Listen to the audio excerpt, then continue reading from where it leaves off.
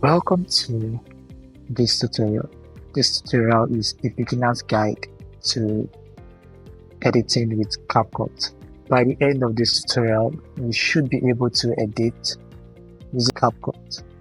If you do not have the application installed on your device, kindly head on to the Play Store for Android and the iOS Store for Apple devices.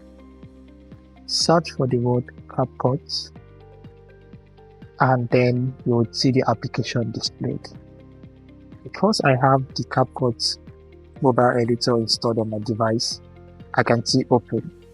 But if you do not have it already installed, you would see install in place of open.